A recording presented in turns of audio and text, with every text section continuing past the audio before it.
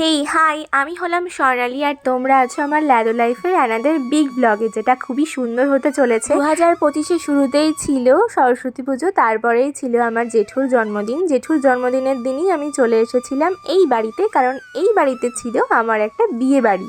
বিয়েটা ছিল 13 ফেব্রুয়ারি, আর যেই বিয়েটা নিয়ে আমি প্রচুর এক্সাইটেড ছিলাম। পুরো ভাতের দিনে আমি বিয়ে বাড়ি পৌঁছে যাই, কিন্তু যেহেতু আমার সেই দিনে কোনো ইন্ট্রো শ্যুট করা নেই, তাই হলদিতেই আমি ইন্ট্রো শ্যুটটা করলাম। 2026-এ যাদের অ্যানিভার্সারি আসন্ন, আর আমি তাদের বিয়ের ভিডিও এতদিন বাদে তোমাদের সাথে শেয়ার করতে চলেছি। ভাবা যায় আমি কত জেঠুর জন্মদিনের ভরপেট লাঞ্চ খেয়ে 4 ঘন্টার জার্নি করে সবে আমি বাড়িতে ঢুকেছি, আর অমনি চলে গেছি সেই জামা কাপড় পরেই বিয়ে বাড়িতে। আমার একটুও এনার্জি ছিল না, ভীষণ শরীর খারাপ লাগছিল। আমি চুপ করে বসেছিলাম। ওদের সবাইকে দেখে আমারও ভীষণ নাচানাচি করতে ইচ্ছে করছিল, কিন্তু আমার কোনো শক্তিই ছিল না নাচার। মিউজিক থাকলে ভিডিওগুলো হয়তো আরও সুন্দর লাগতো দেখতে, কিন্তু আমি এখানে মিউজিকগুলো মিউট করে দিয়েছি, না হলে বেকার কপিরাইট খাবো। আর বলে রাখাই ভালো, এই বিয়ে বাড়ি শেষে আমি আমার জীবনের যে বড় খবরটা পেয়েছিলাম, সেই খবরটার একটু উ ক্যাকু আওয়াজ তোমরা পেতে পারো, কারণ আমি তাকে কোলে নিয়েই এখন ভিডিওগুলো এডিট করতে বসেছি। মিউজিক ছাড়া নাচানাচির ভিডিওগুলো দেখতে অনেকেই হয়তো বোর ফিল করবে, কিন্তু এখানে এমন মানুষ নাচছেন যারা সচরাচর নাচতে পারেন না, যিনি হলেন আমার মা, মানে শাশুড়ি মা, আমার কাকিমা, আমার কাকিমার মা মানে দিদিমা, সবাই একসাথে নাচছিল। তো তাই এই ক্লিপগুলো না আমি ঠিক ডিলিট করে উঠতে পারিনি, তাই তোমাদের সাথে শেয়ার করলাম। আরও একবার হাই হাই হাই। আজ হলো 2025-এর 13ই ফেব্রুয়ারি, আর আমি সেজেগুজে নিয়েছি গায়ে হলুদের জন্য। তো আমি ফার্স্ট টাইম পরেছি আজকে মেখলা চাদর। এই মেখলা চাদর নিয়ে অনেক হিস্ট্রি জড়িয়ে আছে, তোমাদের সাথে একদিন শেয়ার করবো, তো অবশ্যই জানিও আমাকে কেমন দেখাচ্ছে। তো এখন চলো বিয়ে বাড়ি যাওয়া যাক। বিয়ে বাড়ি গিয়ে দেখি গায়ে হলুদের তোড়জোড় শুরু হয়ে গেছে। গায়ে হলুদ হয়ে গেছে, এবার গায়ে হলুদের তত্ত্ব যাবে মেয়ের বাড়িতে, সেই তোড়জোড়ই চলছে। পরেই আমরা জলসইতে যাব ব্যান্ড পার্টি নিয়ে, হেভি মস্তিতে নাচানাচি করতে। তো আর বেশি কথা বলছি না, এনজয় করো।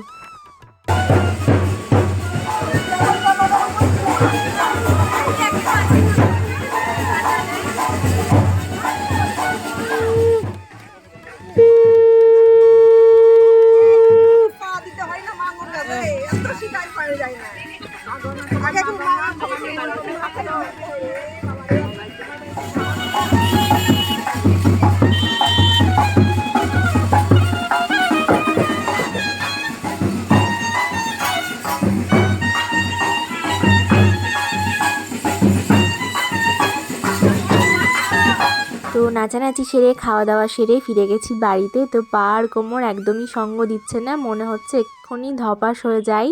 হ্যাঁ, সত্যি রেস্ট নিতে হবে, নাহলে রাত্রেবেলার সাজগোজটা মানে যেটার জন্য খুব এক্সাইটেড সেটা আর করে উঠতে পারবো না।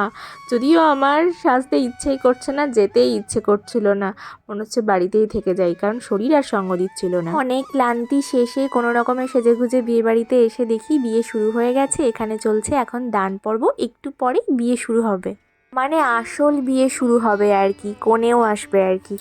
তো আমার লুকটা তোমাদের সাথে শেয়ার করতে পারিনি, পরের ভিডিওতে শেয়ার করব। তো জানিও অবশ্য আমাকে কেমন দেখাচ্ছে। আর এই হলো আমার এক নতুন সখী, মানে আমাদের কনে, যিনি এখন পান পাতা হাতে ধরে অপেক্ষারত বিয়ের জন্য। আর এই সেই সন্ধিক্ষণ, মানে চরম কাটা দেওয়ার মুহূর্ত। বিয়ের আগে পর্যন্ত ওইটুকু সময় টেনশন থাকে, চরম স্ট্রেস যায়, কিন্তু এই পিড়িতে বসার পর যেন অনেকটা স্ট্রেস একটু শান্তি পাই আর কি। না, বিয়েটা মানে ঠিকঠাক মতো হচ্ছে আর কি। আবার এটাও মনে হয় ঘোরের মধ্যে, হ্যাঁ আমারই বিয়ে হচ্ছে, মানে সব কিছু যেন স্বপ্নময় লাগে।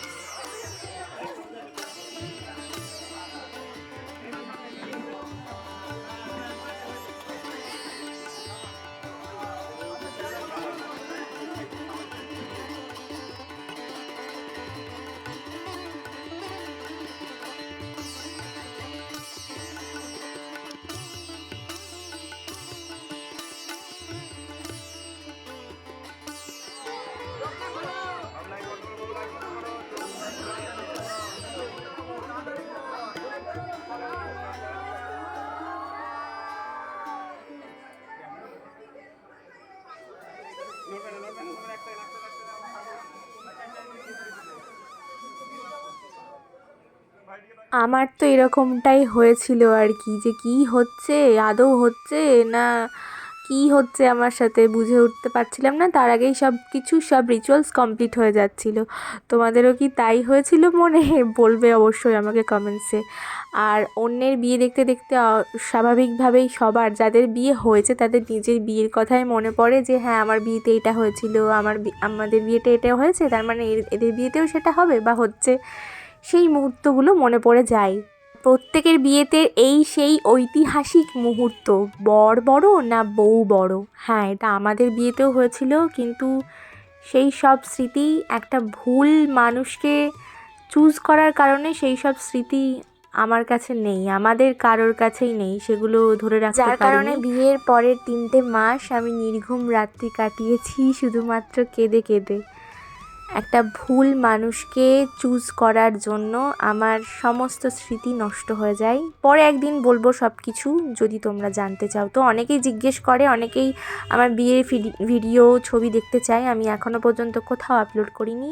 এটাই তার কারণ, একমাত্র কারণ। আর সেদিন যাদের শুভ পরিণয় ঘটেছিল তাদের ফার্স্ট অ্যানিভার্সারি আসন্ন, সবাই আশীর্বাদ করবেন ওরা যেন খুব সুখে থাকে, ভালো থাকে।